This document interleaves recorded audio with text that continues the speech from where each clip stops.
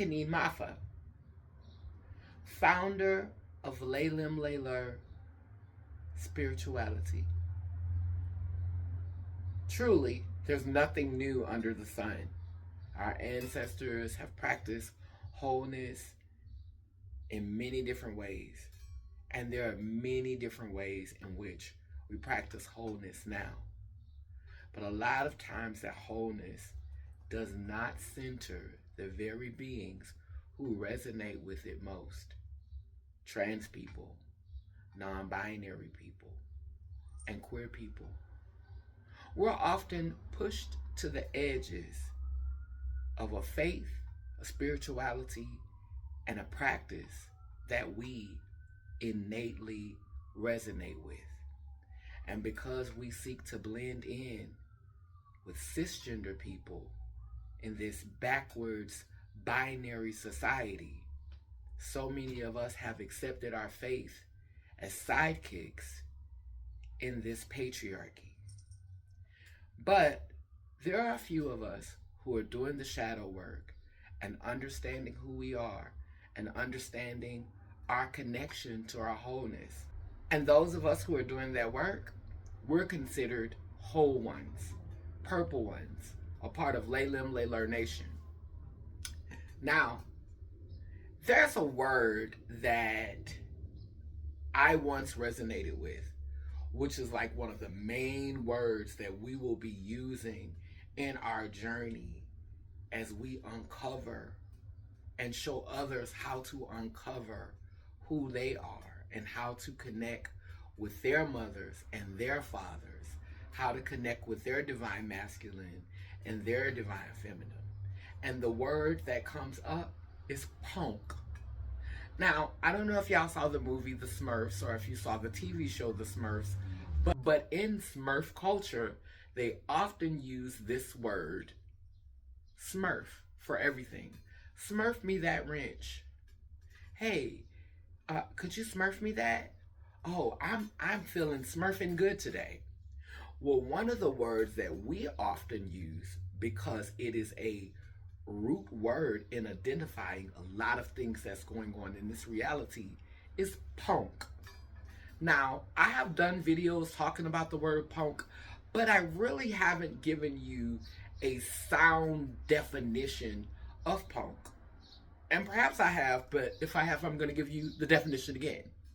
So Ponk is the one who is born with male appendage, identifies more with their forefathers, and has a basic understanding of their connection to femininity, their physical mothers, not necessarily the divine feminine, but their actual foremothers. So a Ponk has a basic understanding of their connection to womanhood by way of the womb, by way of birth. They understand that basic connection.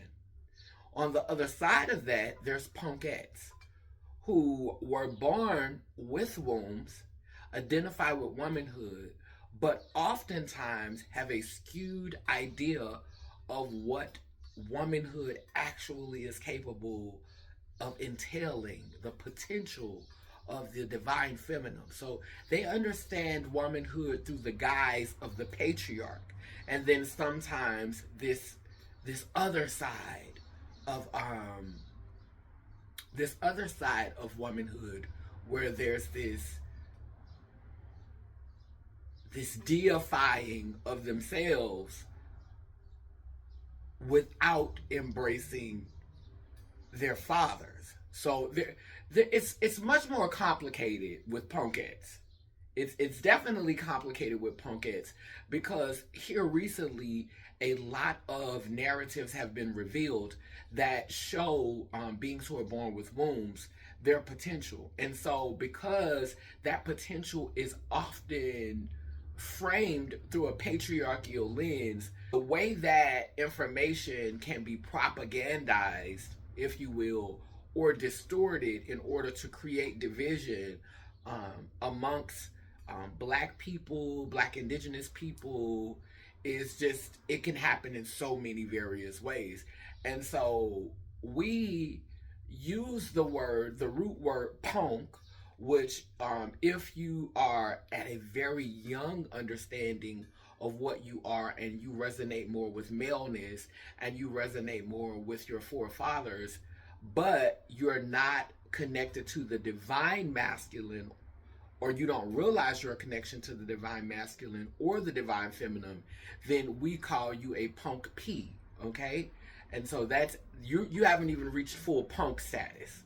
Because see, a punk P can low-key be a halfling, which is a cisgender person who does not acknowledge the other side of themselves, and they are low-key homophobic, transphobic, like they just have a fear of that connection, but it's undeniable that there is a connection. So that's going to be your punk P, and your punk N is going to be that which was born with a womb, identifies more with womanhood, and is just fearful of that connection to the divine masculine, and really is wrestling with trying to understand their connection to the divine feminine.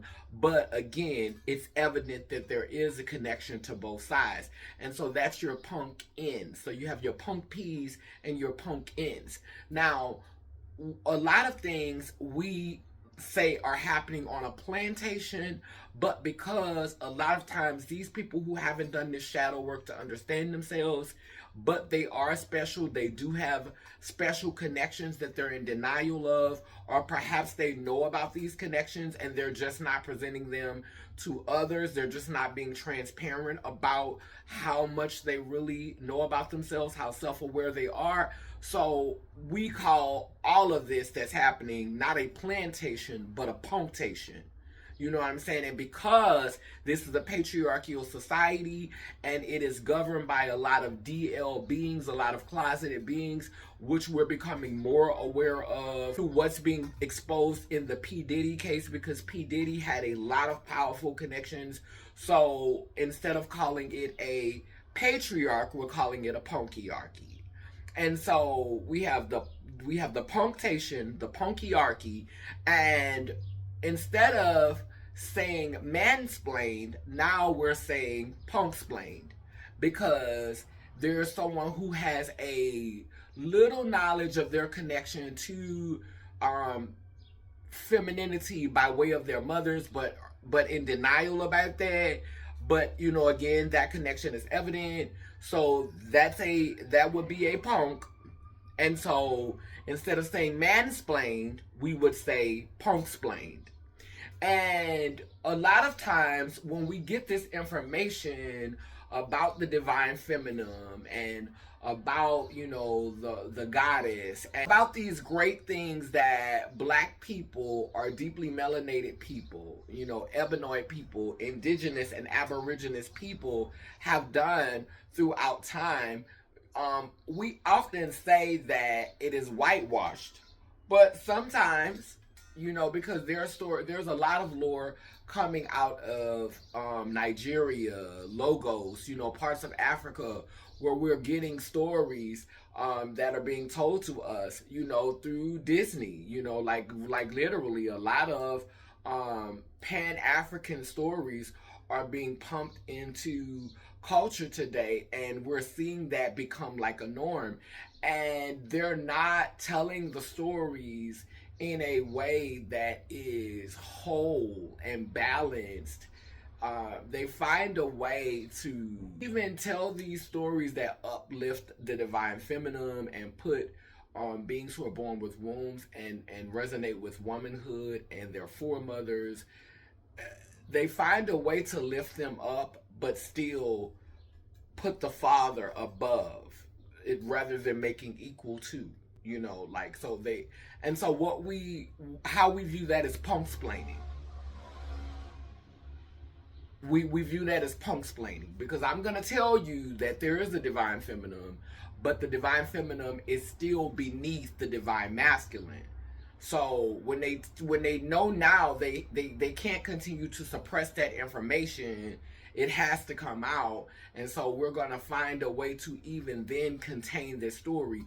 And so that's not mansplaining, that's punksplaining, because they're acknowledging that there's a connection to femininity. They're acknowledged that even there's a connection to the divine feminine, but it's a very basic understanding of that connection. And so we call that punksplaining. So anything that is basic in its connection to femininity or masculinity, we put punk at the beginning of that, because when I began this journey of understanding who I was, when I began this journey through wholeness, one of the first things that I was called when I was in my teens was a punk.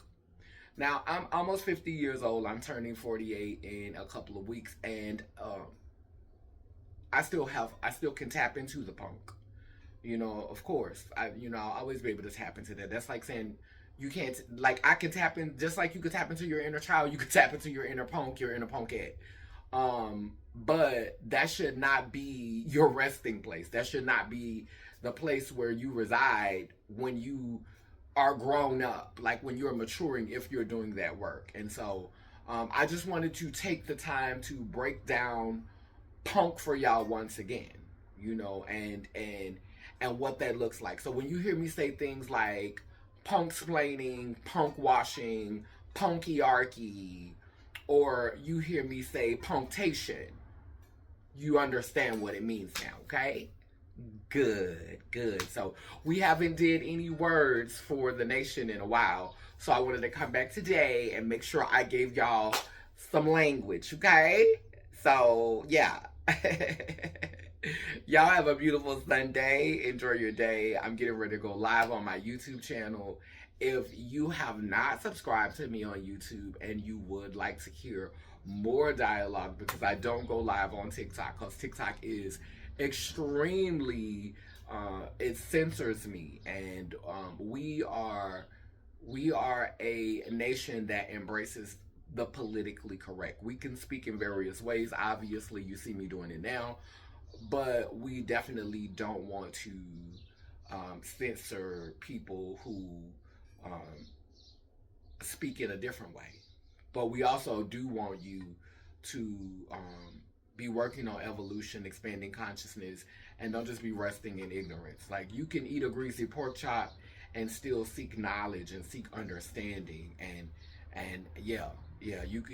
we can chew gum and walk at the same time. Amen and woman. So anyway, that's all I got for y'all today. I love y'all. Laylam Layler Nation, Purple Nation, rise. Love y'all. Later. And you don't have to be filthy rich to stand on business. Period.